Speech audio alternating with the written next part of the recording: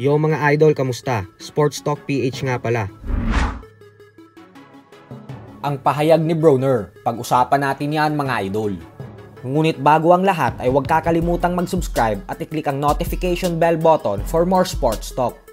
So matapos nga po ng hindi inaasahang pagkatalo ng former 4 Division World Champion Adrian Broner kahapon via lopsided unanimous decision sa kamay ng kapwa-American fighter na si Blair Cobbs, ay tila umiiyak ngayon ang dating kampyon at hindi talaga matanggap ang kanyang pagkatalo.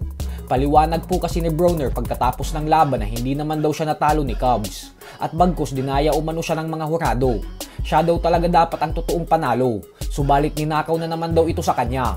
Dagdag pa nito na wala naman daw nagawa si Cobbs sa buong laban upang matalo siya sa puntusan. Bukod dyan ay sinabi din ni Broner na hindi umano siya 100% gawa ng may injury umano siyang iniinda nang sumampa siya sa ibabaw ng lona kahapon. Subalit sa kasamaang palad nga po para kay Broner, ay wala ni isang fan ang sumang-ayon sa kanya sa mga pahayag niya na ito.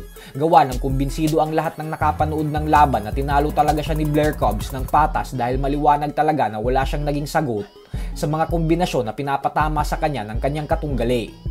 Muli po kasing lumabas sa laban na ito ang pinakamalaking problema ni Broner at yun nga po ay yung kakulangan niya sa pagbato ng mga suntok. Bukod dyan ay hindi na din ito bago para kay Broner na pagtanggap ng pagkatalo niya dahil kung atin pong matatandaan ay nang talunin din siya ng ating pambansang kamao Manny Pacquiao mahigit 5 taon na ang nakakalipas, ay sinabi din ito na siya din daw talaga ang dapat na panalo sa laban na yun at na wala naman umanong ginawa si Pacquiao para matalo siya gawa ng hindi naman umano ito nakakatama ng malilinis sa kanya. Habang siya naman umano ay pasok na pasok daw lagi ang mga counter niya sa ating pambansang kamao. Kaya naman kayo na lang po ang humusga sa mga pahayag ni Broner. Sa kabilang banda naman mga idol ay kakalabas nga lamang po ng balita kanina lamang na inaresto ng mga pulis ang former WBC interim lightweight champion Ryan Garcia sa Los Angeles, California sa kasong vandalism.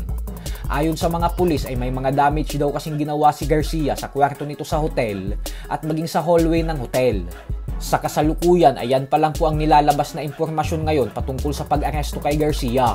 Subalit hindi naman po ito masyadong seryosong kaso na vandalism. Kaya naman inaasahan din na makakapagpiyansa lang din agad si Garcia dito. Ayon naman sa TMZ Sports ay nasa ilalim daw ng impluwensya si Garcia nang inaresto ito. Pero maayos naman umano itong sumunod sa mga utos ng mga kapulisan nang humuli sa kanya. Hindi lang din po malinaw kung nasa ilalim ba ng impluwensya si Garcia ng alkohol o ng pinagbabawal na gamot.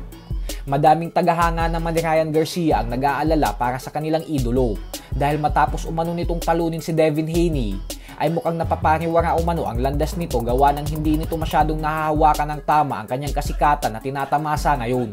Kaya naman nananawagan ang mga fans nito sa magulang ni Garcia at maging sa Golden Boy promoter Oscar De La Hoya na alagaan at gabayan ng husto si Garcia dahil baka umano sa susunod ay mas matinding kaso na ang makaharap nito. So hanggang dito na lang po muna tayo mga idol.